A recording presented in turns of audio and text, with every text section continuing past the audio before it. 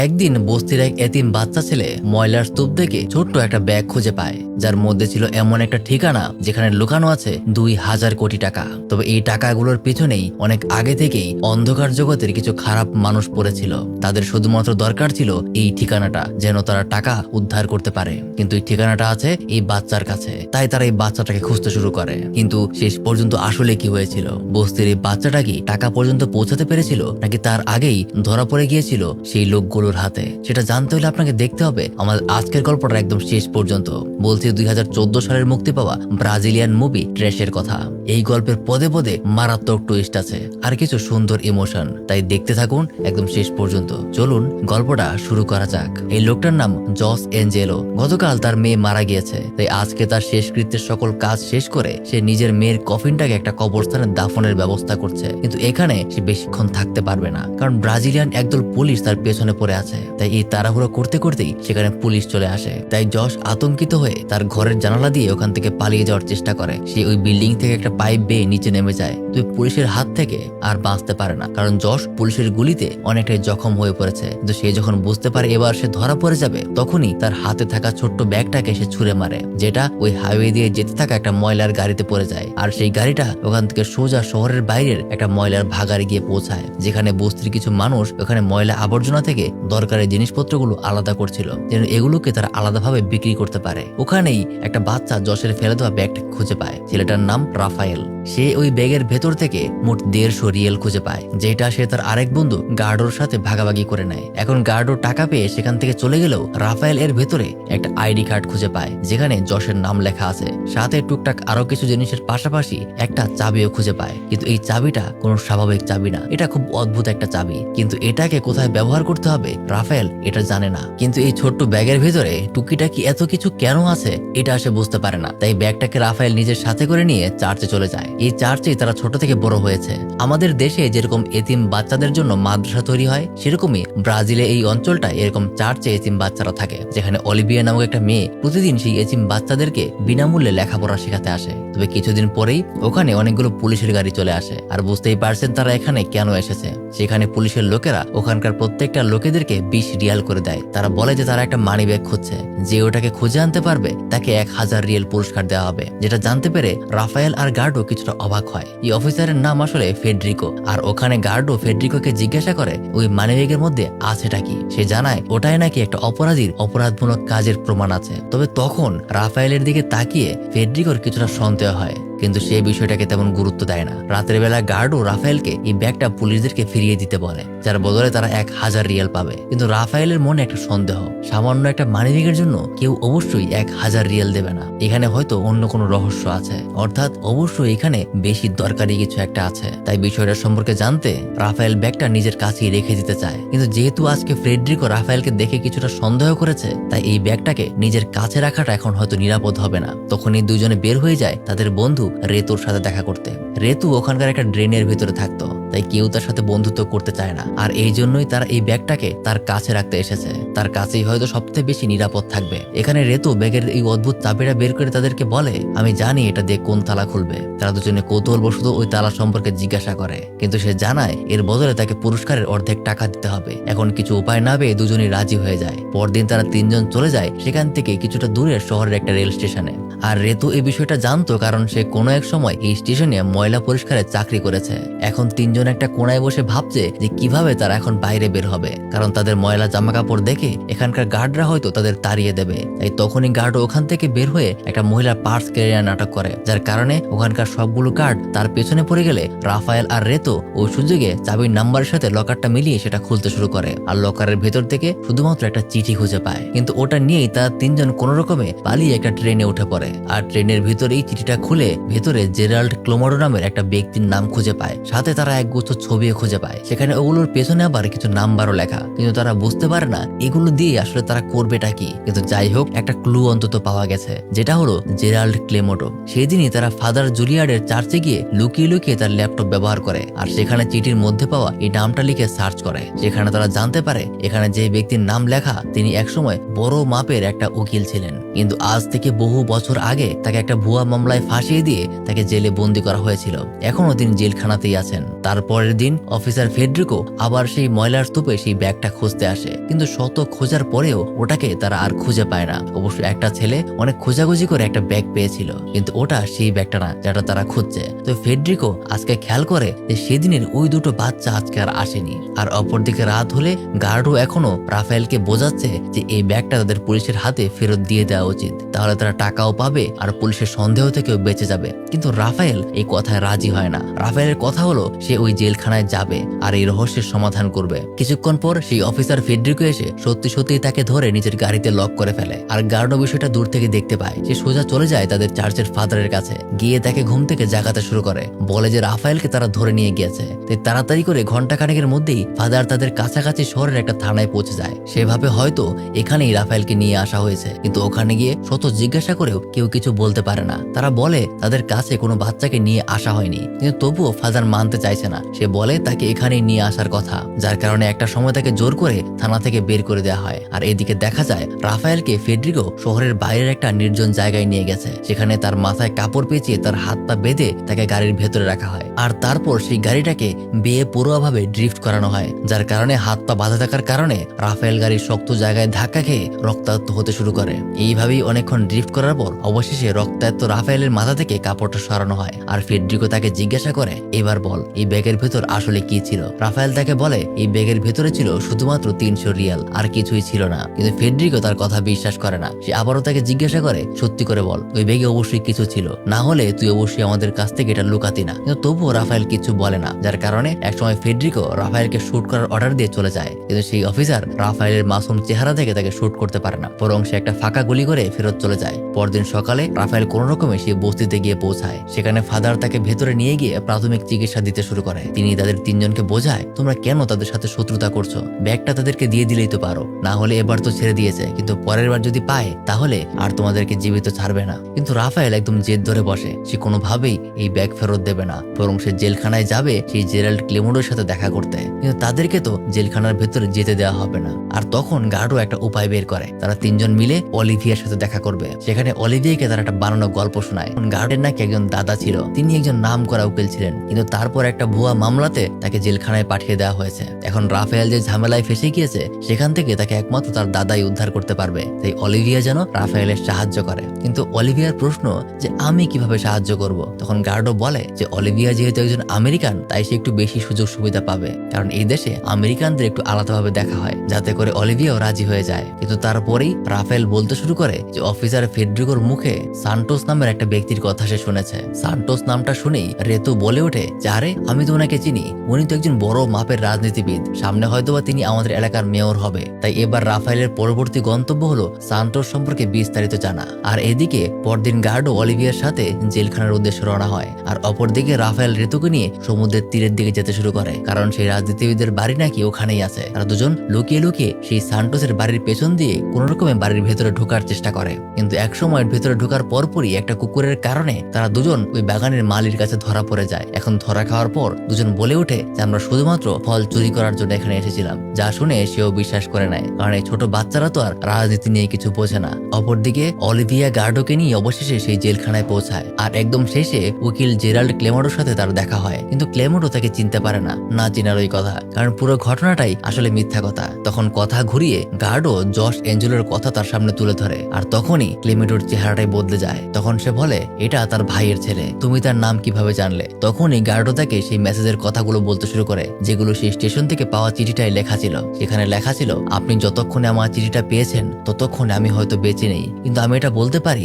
যে আপনার স্বপ্ন পূরণ হতে চলেছে। যারা আপনাকে মিথ্যা মামলায় ফাঁসিয়েছে তারা আসবে আপনার জায়গায়, সেই ব্যবস্থা আমি করে দিয়েছি, তাই আর একটু ধৈর্য ধরবেন। ইতি জশ এঞ্জেলো। যা শুনতে পেরে সে কিছুটা আবেগপ্রবণ হয়, কিন্তু তখনই আবার তাকে জিজ্ঞাসা করে এই কথাগুলো বাদে আরো কিছু পেছনে লেখা ছিল কিনা। তখন গার্ডও জানায় যে পেছনে আরো কিছু নাম্বার লেখা ছিল।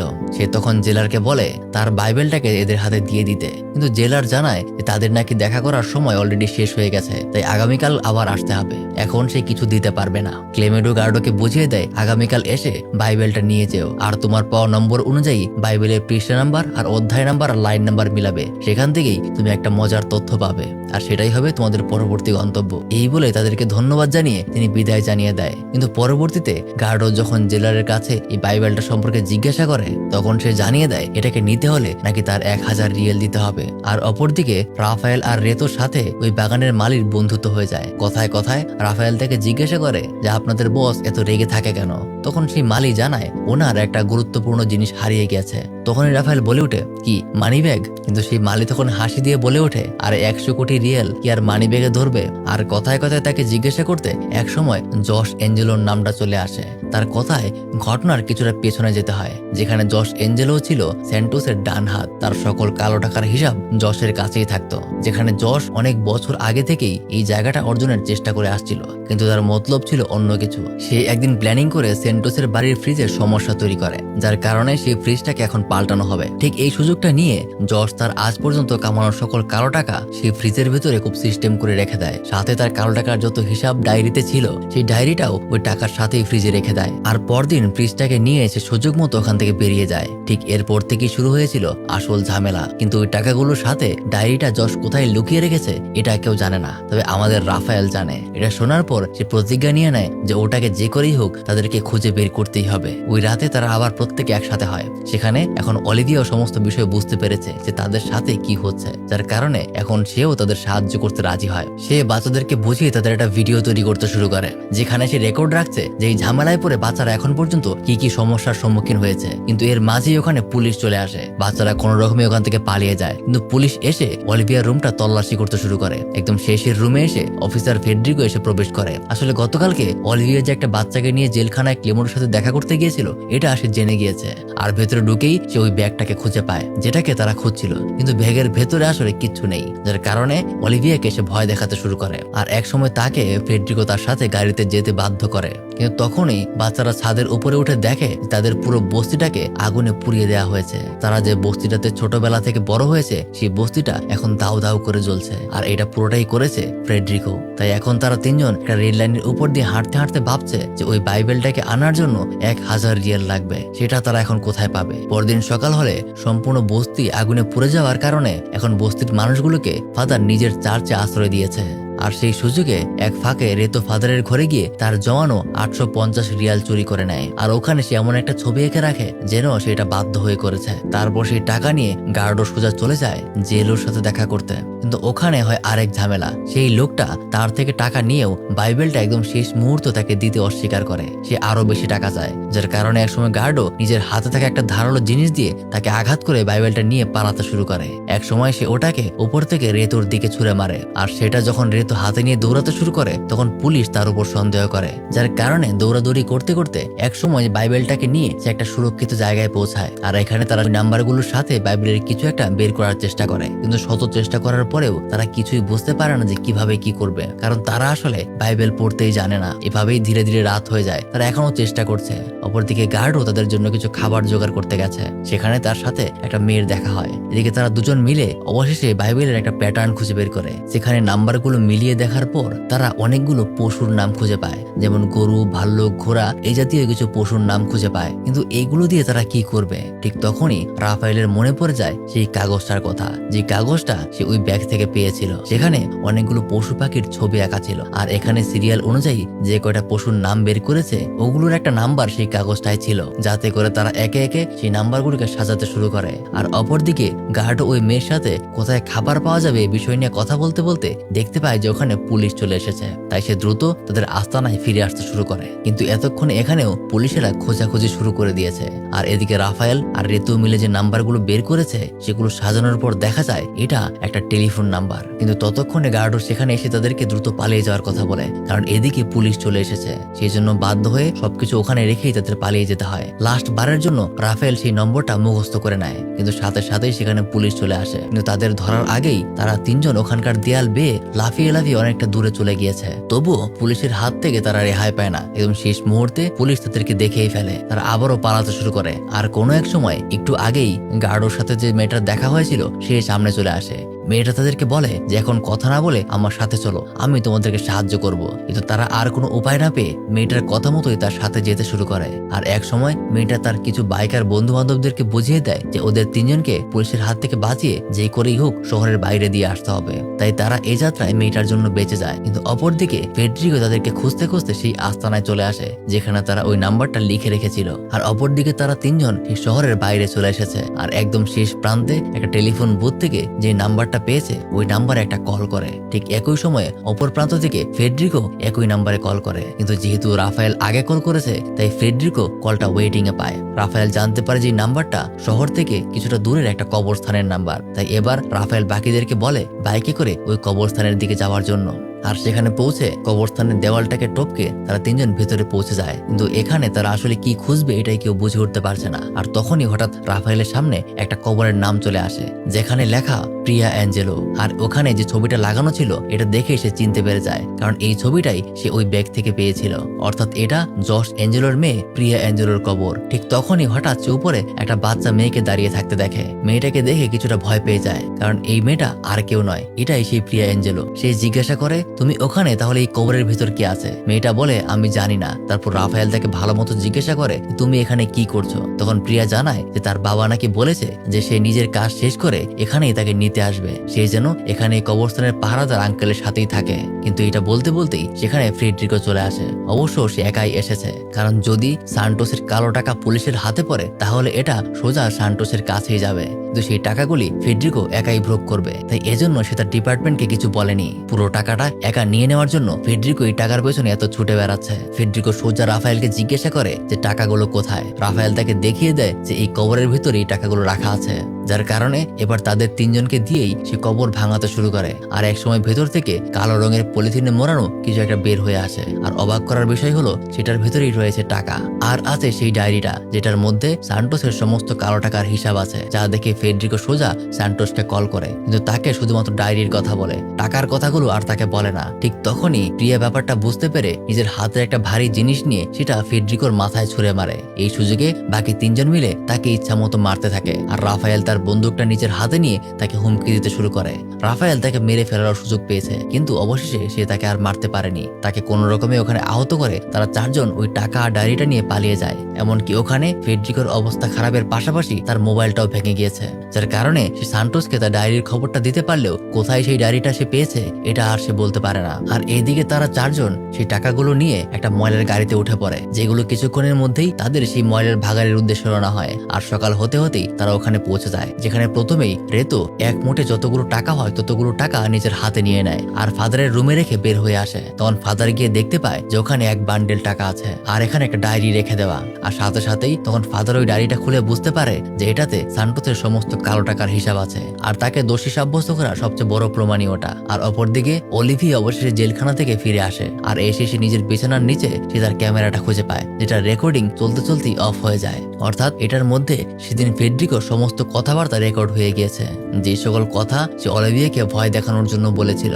অর্থাৎ এই দুইটা জিনিস মিলে এবার তাদের হাতে প্রমাণ আরো জোরালো হয়ে যায়। আর অপরদিকে রাফায়েল আর গার্ডো দুজন মিলে ময়লার ভাগাড়ের সব থেকে উঁচুতে গিয়ে ওই টাকাগুলো খোলা হাওয়ায় আকাশে উড়াতে শুরু করে, কারণ তাদের জন্যই এখানকার বস্তির মানুষগুলো নিজেদের ঘর বাড়ি হারিয়েছে আর তাদের সবারই এখন টাকার দরকার। সবাই সেই টাকাগুলো কুড়িয়ে নিয়ে যাচ্ছে। আর অবশেষে রাফায়েল, গার্ডো, রেতো আর পিয়া এই চারজন একটা গাড়িতে করে নিজেদের অজানা এক গন্তব্যের উদ্দেশ্যে রওনা হয়। আর এদিকে অলিভিয়া ফাদারের সাথে দেখা করে তাকে জানায় বাচ্চাদের সাথে কি হয়েছে সে জানে কিনা, কিন্তু ফাদার তেমন কিছুই বলতে পারে না। তখন অলিভিয়া তাকে সমস্ত কিছুর প্রমাণ দেখায়, আর তারা দুজন মিলে সেই রাতে কিছু বিশ্বস্ত সংবাদ মাধ্যমের সাথে যোগাযোগ করে আর বাচ্চাদের ভিডিওগুলো সোশ্যাল মিডিয়াতে আপলোডের পাশাপাশি সেগুলোকে সংবাদ মাধ্যমে প্রচার করতে শুরু করে, যার কারণে এই ঘটনা ছড়িয়ে যেতে বেশি সময় লাগে না। বিষয়টার জন্য কয়েকদিনেই সারা দেশের জনসাধারণের মধ্যে আন্দোলন শুরু হয়ে যায়। সবাই স্লোগান দিতে শুরু করে যে পলিটিশিয়ানের বিচার চাই, আর পাশাপাশি সেই বাচ্চাগুলো পুরো দেশে জনপ্রিয় হয়ে ওঠে। কিন্তু তারা এখন এগুলোর ধারে কাছেও নেই। তারা তিনজন পিয়াকে সাথে নিয়ে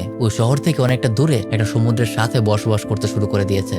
আসলে ঘটনায় তারা সবগুলো টাকা হাওয়ায় ছড়িয়ে দেয়নি, তাদের কাছে তারা একটা বস্তা রেখে দিয়েছিল, যেগুলোকে খরচ করে তারা তাদের সামনের সময়গুলিকে সুন্দর মতো কাটিয়ে দিতে পারবে। আর এভাবেই আজকের গল্পটা শেষ হয়ে যায়।